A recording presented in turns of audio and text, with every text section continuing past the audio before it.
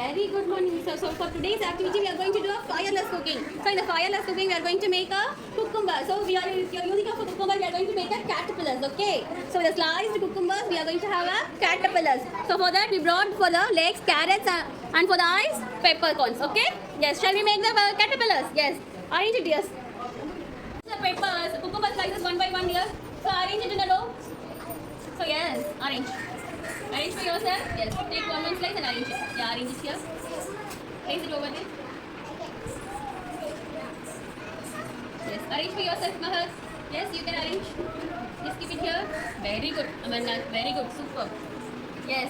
So place legs for the caterpillar. Yeah, place legs for the caterpillar.